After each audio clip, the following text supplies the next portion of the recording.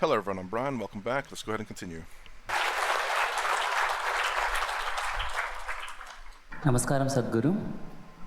Fasting on auspicious days has existed in India since time immemorial, but many Indians believe that it's unscientific and illogical. Until the work on autophagy induced during fasting has been awarded the Nobel Prize. Even I started doing intermittent fasting this year. So, why are such beneficial ancient practices being labeled orthodox and then immediately implemented once there is a Western approval? That's because you don't have the right color of the skin. What? That's really weird.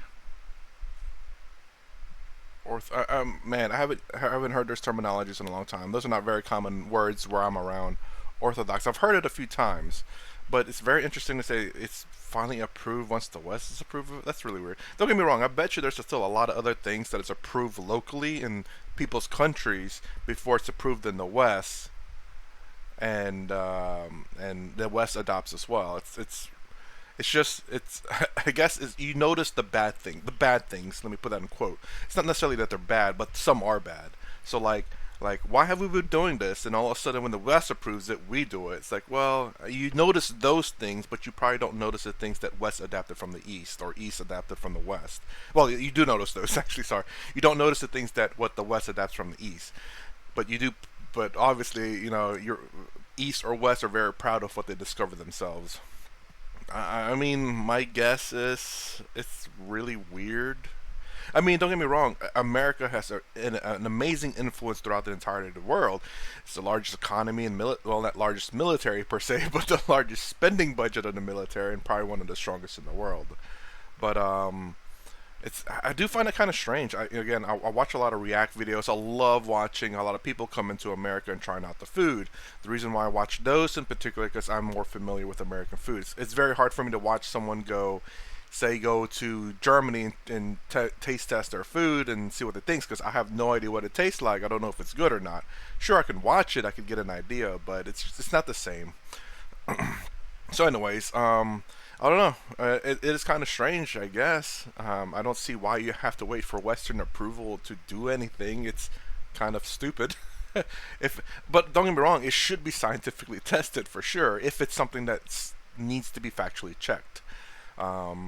But if it's something that, how do I say, you have to be kind of careful with these things because you don't want to push something that has no scientific backing as something that's factual, like saying that drinking water with a type of oil is going to improve your health drastically, and there's no scientific backing behind it. It's just hearsay or something that's been going through, say, a particular culture or family, or it could be what do you call a snake oil salesman, I believe that's what it's called, where basically they're selling to just try to make money and they're gonna disappear once they sold enough.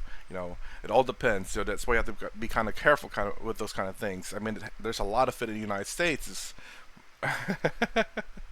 Anyway, I won't say specifically what the United States, but yeah, it's really weird. I don't know why. It's really strange.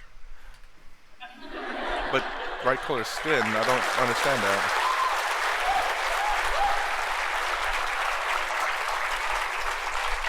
Because United States, well, it says West, but United States is majority white, sure.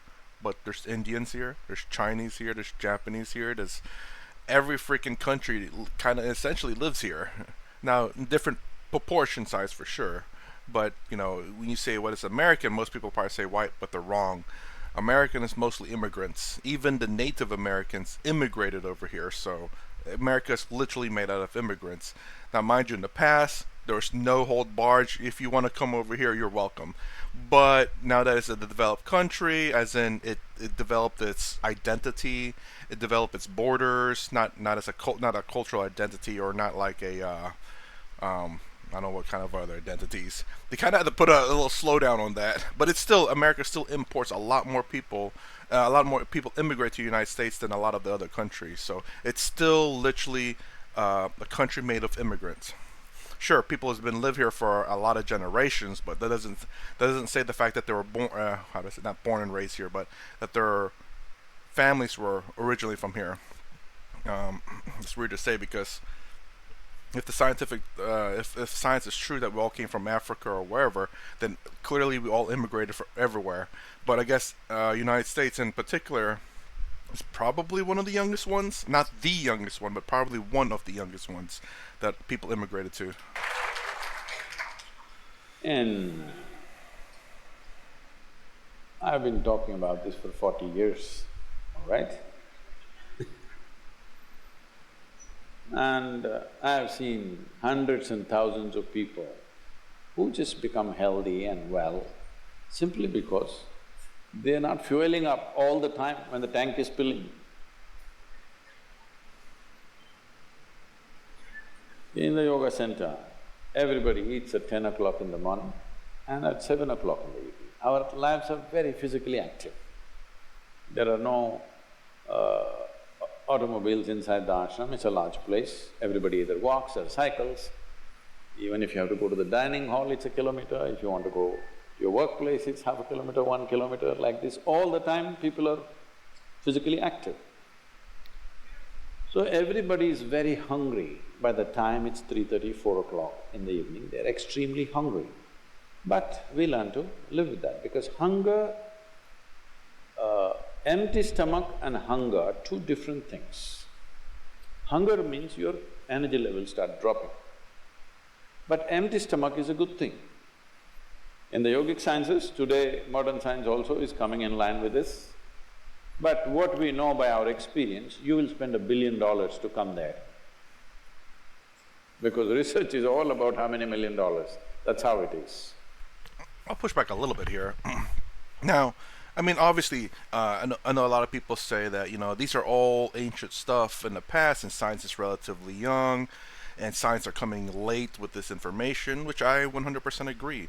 But that's the thing about science is that it has to do that. It has to do that. It cannot just come out and say, yep, this is true, without going through a very extensive process of factually checking things are true.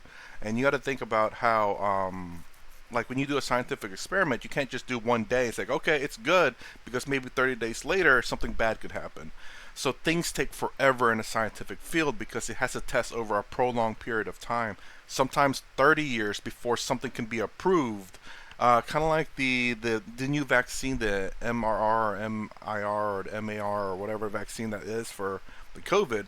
I believe it's been in development for a long time, but it hasn't been approved until recently. As a matter of fact, I believe they approved it quickly, because even though it's been testing for I believe this is what I heard, even though it's been testing for so long, it's just that it needs more testing. So it could be literally testing for 30 years, but it won't take until 40 years before it's approved. So there's a rigorous test, generally speaking, in the scientific community to make sure that things are stable throughout the long periods of time until either the effects are gone and then there's no side effects after it. If you look at scientific community that like speeds through things up, like, okay, we just developed this drug, brand spanking new, 1 week of testing, say it's okay, only come to find out 1 year later that people are starting to die from this effect because it has a delayed effect. That's going to be a big problem. People are not going to trust the scientific community. And that's kind of like also a trust type thing. I forgot the word is. Like if there's a brand that's always been trusted to do things right, you have no problem buying from it. But once you lose a trust in a brand, you stop buying from it. So it's kind of the same thing with the science. If the science said this is good and this is healthy and everything, and all of a sudden people start dying because the science says it's good, then no one's going to trust the science. So that's the reason why science is very, very, very slow. There's a reason for it. You wish you could speed it up, but it's best not to. And costs a lot of money, because people that get in the science field, they spend like 12 years in schooling. That's a lot of money. And to be accurate, to make sure people don't just like, oh, I don't feel like doing it today. You have to pay them a lot of money so that they're encouraged to do their job. They want to keep their job. They want to do their job right. If you pay them the lowest amount of money, you think they're going to sit there and like, yes, I want to make sure I do everything right. And they're going to be like, oh, God, I barely get paid for this. I'm going to go look for another. As a matter of fact, hold on, let me go look for a job right now while I'm supposed to be, that doesn't look right. Well, this job looks good. You know, so it costs a lot of money. It really does. It sucks, but when you understand that this is kind of how science has to work, it's problematic, but it tends to turn out okay. There's still problems in it. Your body and your brain works at its best only when your stomach is empty. So we always make sure we eat in such a way, how much ever we eat, our stomach must be always empty within 2 to 2.5 hours time maximum. So we go to bed hungry always. People think they cannot sleep. They can sleep. On an average, for 25 years on an average, I slept only 2.5 to 3 hours. These days I'm getting little lazy and sleeping anywhere between 3.5 to 4.5 hours in spite of the level of travel that I have. When I say level of travel, if I say my level of travel in the next few days, you will fall off your chair. Yes? Should I tell you? No, not necessarily. Sorry I'm pausing so much, but there's a lot of information I've heard about these kind of things and explanations. Point out my opinion on this. I've also heard about this. I was so curious about it, about people who only get like 30 minutes or 2 hours of sleep every day and they fully functional. I'm like, that's kind of crazy. And I'm curious if is that again science would probably study this, but this is something they have to do over essentially a lifetime of a human being, because getting 2 to 3 hours of sleep every day, you'll see some short-term maybe benefits or degradation, but what is the lifetime? Like people who get 2 to 3 hours sleep may be cutting their life short by half their lifespan. So maybe 50 years, maybe 40 years. I'm not saying this is actually what's happening, but until you find out that 40-year marker, you're like, still alive, okay. Let's see if it goes for another 40 years. I was like, holy crap, this dude's been going for 150 years. This 2 hour sleep cycle is amazing. But you also consider diet and all that too. Because in the next 10 days, I'm in 5 different countries doing I don't know how many events, all kinds of events. So, you are able to keep this up simply because you don't overeat. It's very, very important. Everybody eats 2 meals. I generally eat only 1 meal, 4:35 in the evening, because I don't like to sit in front of the plate and worry about how much to eat. I like to eat well. So, 4:35 in the evening, if I eat a meal, it's only next day. Is this enough? Am I looking okay? Hello?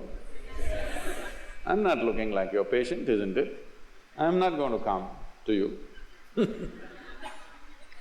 Because any correction and purification that needs to happen in the body, your stomach needs to be empty. It's very, very important.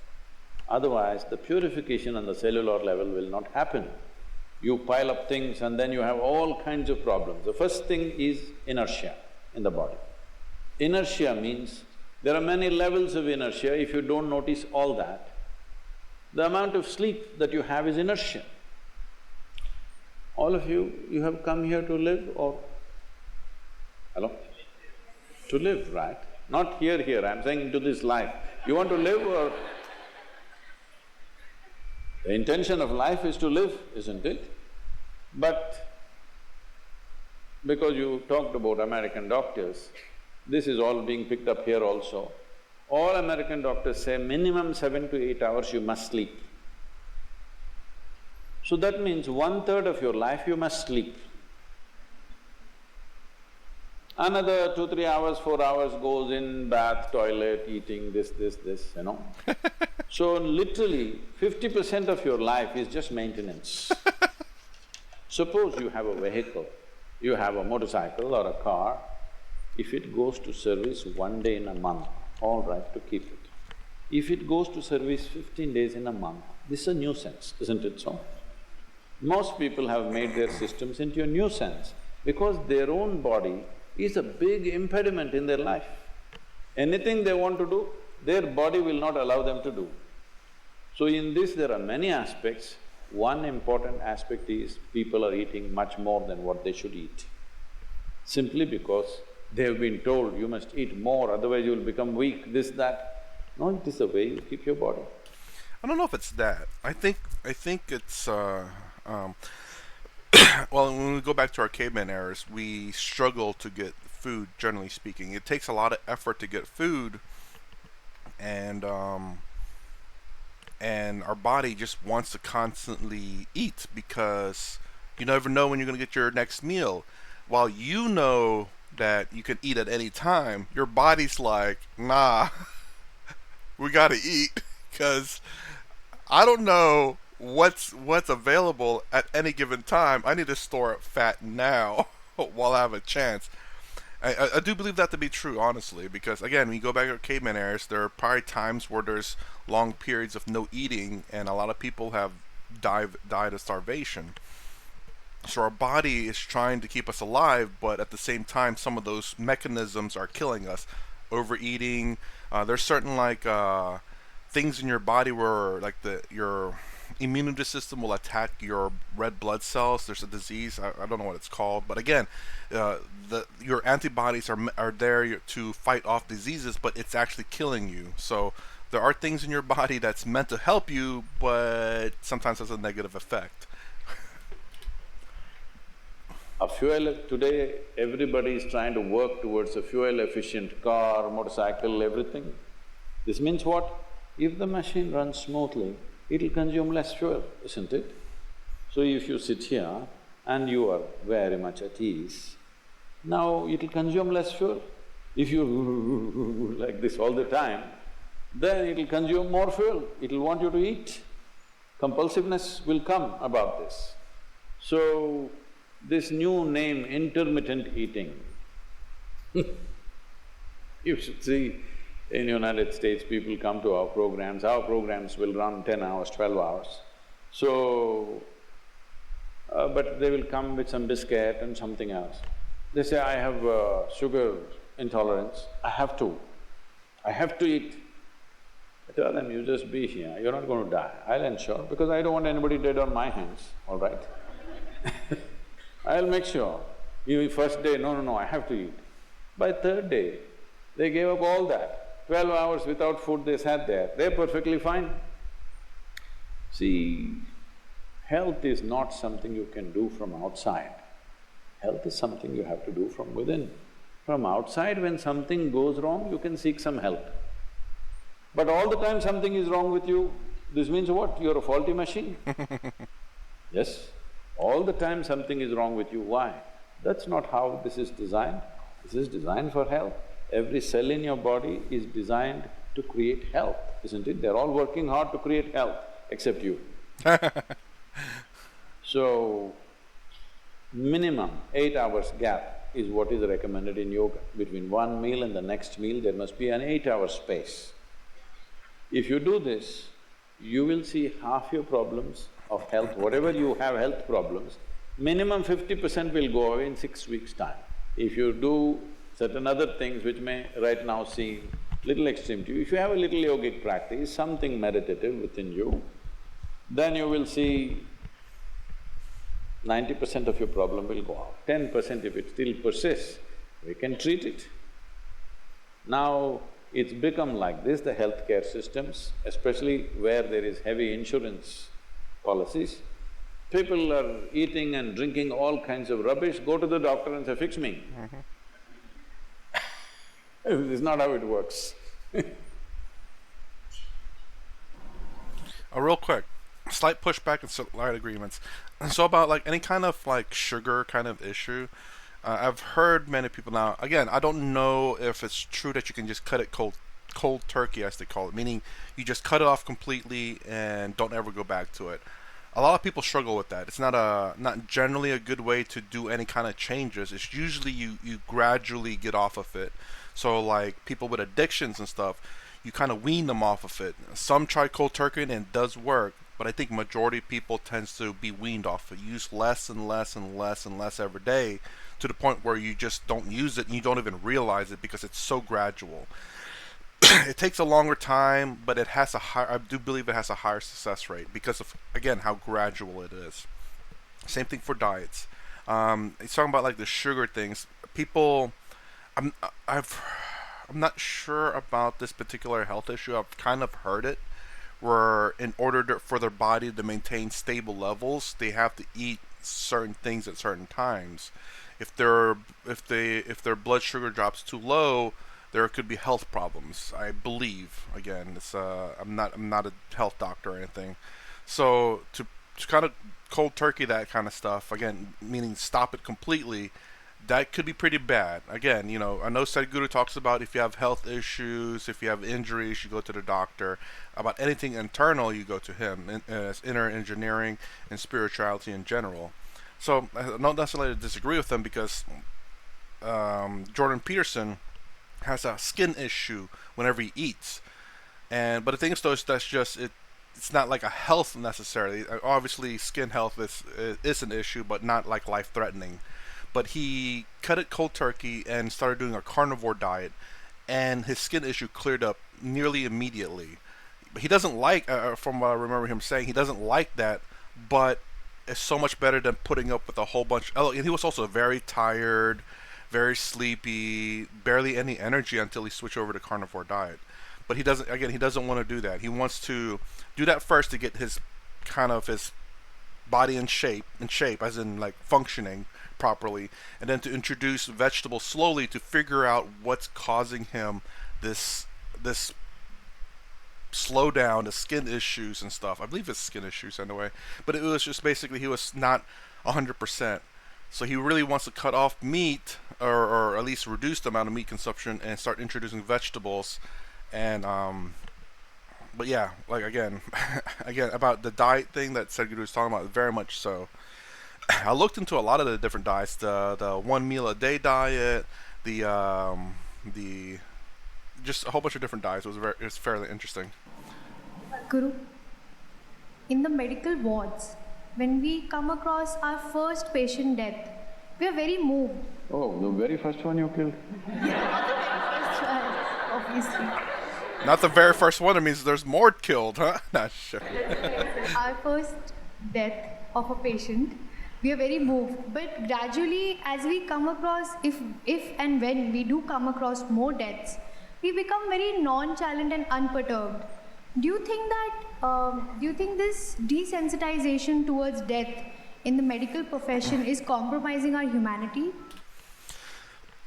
To a degree, yes, but at the same time, do I believe it to be necessary? Yes, it sucks. But the reason why being is that imagine if your doctor comes into your operating room crying and tearing up because he lost a patient and he's emotionally distressed. Do you want that doctor operating on you? No, you want a doctor who's calm and collected.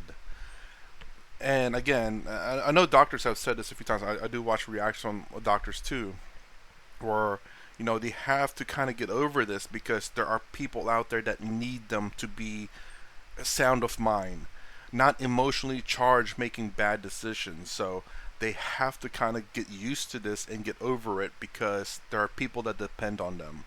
Because again, if they're compromised in terms of their logical thinking, they're compromised in terms of what they're trying to do, they could cause more harm than good. And you don't want that kind of doctor. You don't want a doctor that causes more harm than good. So, do you think this desensitization towards the death of the medical profession compromise or humanity? Kinda. I know doctors say they try to separate the patient from themselves so that they don't get emotionally connected, so that they can provide the best healthcare possible without having any kind of influence, like emotional influence, when treating the patient, making sure that the patient gets the best health regardless of what that is. If you're nonchalant, definitely, but being a doctor, every dead body you see, if you're going to cry, then that's going to be a very big problem. Because when you're emotionally pitched up, you cannot do things sensibly. Everybody knows this, isn't it? So very important. Well, if somebody is dying of old age, it's a different matter. But a whole lot of people might have come to you because of injury, because of some other ailment, something fit enough to live, but you have to do the right things for them to live. So if your heart is pumping hard when you see your patient breathing hard, then you will definitely do something to kill him. It's very important that you learn to treat it as professionally as possible. This doesn't mean you're nonchalant. Nonchalant is not the word. Unperturbed, but concerned that you must live. The way you're addressing the question, I'm not picking on you, the way you're addressing the question is a doctor is supposed to see lots of deaths. Doctor should see minimum number of deaths on their table. Hello? That's a good thing. And anyway, this whole thing about people coming to hospital to die is not a good thing. Mortality is a certain thing, right? All of us are going to die. So people need not go to hospital to die. People should learn to die gracefully. All other creatures die like this. They all realize when they're going to die and they will move to one place, sit quietly, they won't eat anything and they will die. Right now, in United States, the statistics says, tell me if I'm wrong about the statistics, 30% of the healthcare bills are in the last 1 year of someone's life. 10% of the healthcare bill is in the last 22 days of one's life. 30% of US healthcare bill means over $1 trillion. You understand? That is half of India's economy. That much is being spent in the last 1 year, largely lying down in one place, not able to move, not able to do anything, once in a way open your eyes and close your eyes for this. And it's torture for that person, absolute torture. Doctors may think they are treating, they are, of course, that's their intention, but patient's experience is torture. Yes or no? We are willing to go through some torture if there is a lease of certain number of years to live. But there is no point going through torture if hospital bed is the only place I can be and I will last for another 3 months and die. Better go 3 months early. Hello? Now this may sound like, oh, I'm saying let them die. That's not the point. That is not the point. The point is just this, both for the living and the dying, it becomes extremely difficult this 1 year, isn't it? Hello?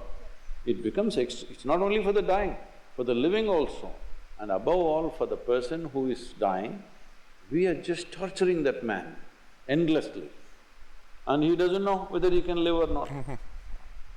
So, these are dangerous things to talk about, because then people may start taking a call, okay, anyway he's going to die, don't treat him. That's not the point.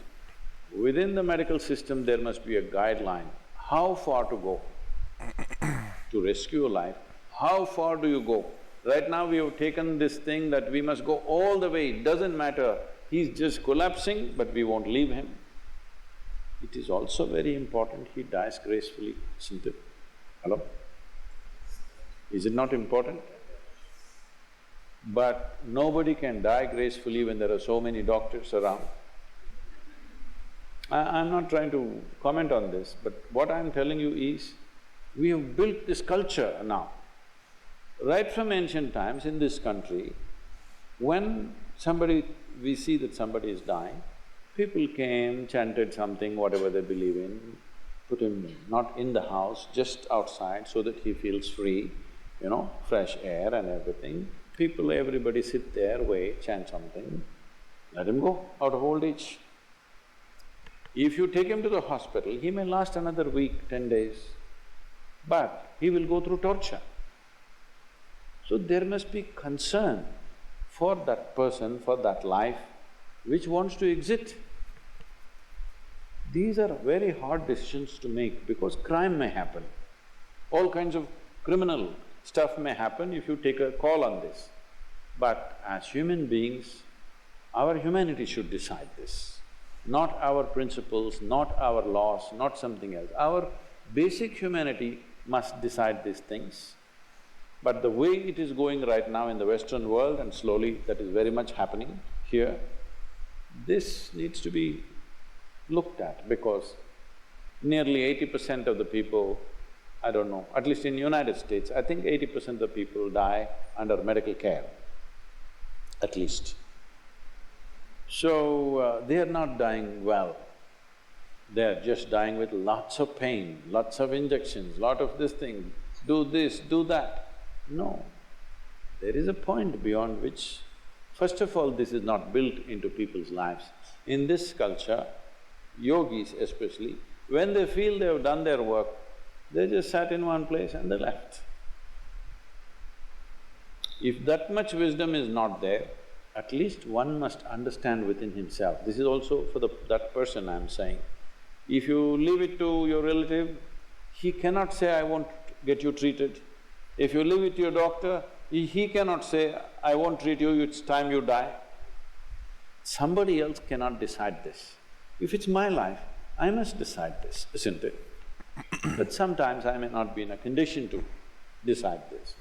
This is a complex affair, but we need to revisit this without creating opportunity for crime, without creating opportunity for people to misuse this.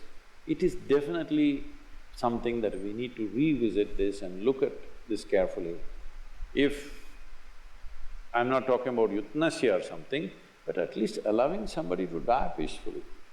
When 30% of the healthcare bill is going for the last 1 year, where they're immobile in the bed, what's the point of this?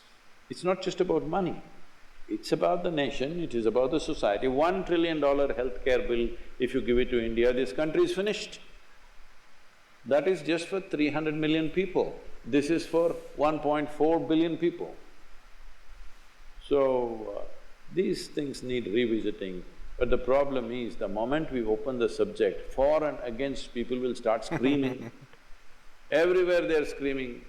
In the news channels they're screaming, political platforms they're screaming, activists are screaming, social media screaming. You cannot say anything sensible in the country. It's become like this because everybody are vested interest groups constantly screaming. If you quieten the screaming people, I'm sure we can form committees in every hospital, some kind of a board, which comes, examines not an individual doctor, but a group of people who take a call, whether it's worth pushing this man endlessly or letting him go. A group, a responsible group can take this call. Let me push back on that a little bit. Now a couple of things too. I mean, do you really want a group of people to determine whether you should live or die? Especially if you're conscious. But perhaps Sadhguru is talking about people who are unconscious. Then do you want that group of people to decide whether your loved one should die or not? You know, and in the United States, I believe you have a right to deny health care. You absolutely can. Doctors… I mean, I know there's a stereotype out there that, like, you know, they won't treat you if you don't have, what do you call it, like insurance or whatever. It's not always true. It's not supposed to be true, actually. I believe the doctors in the hospital has a responsibility to treat you to the point where you're fine, you're stable. Now, you can see actually hospitals where they'll ship people out, absolutely. But if that ever becomes revealed and is proven to be true, that hospital is in a lot of trouble. And who splits that bill? Well, either the person or the hospital does. And I think there are a lot of people who just don't pay their hospital bills because it's not like, I don't know how to say, you can't go to jail for it, I guess. And it's kind of crazy that you'd go to jail because you don't pay a bill, but it's a hospital bill. And what else? There was something else I wanted to speak about that, but I can't remember now. But anyways, yeah, would you want someone else, someone that's not related to you, to determine whether the person, your significant other or your loved one, should continue to get treatment or should die? You know, do you want someone else to make the decision for you? Some people I can maybe see that I'd be okay with, but I'm sure there's many other people who do not want that to happen. The next thing's about the 1 year and then the last month. I'm wondering, like, to break down that statistics, as in, like, if someone gets, you know, shot and is in a hospital for a week because of a wound they're trying to cure, but ends up dying because of it, because they couldn't repair it or fix it, or something complicated happens after the fact, and then they die. I wonder if that's added to that statistic, as opposed to, like, I think he's talking about people who die of old age, but I don't know if that statistics include, like, say, young people who are shot or injured, or maybe had a complication or a stroke or heart disease, or a whole bunch of other myriad of things that could happen to the human body that's not related to old age. I wonder what percentage of that is, say, people of not old age dying within a month. Again, within a month. One day is within a month. One day is within a year. So I don't know if it says, like, they stay there for a whole year, and roughly a whole year, and then they died. Then that's a bit of a different story. Now, within a month, 1 hour is still within a month. So I wonder what statistics that kind of falls in under. Again, I'm not too sure. If this is all just purely of old age, then wow, that's concerning.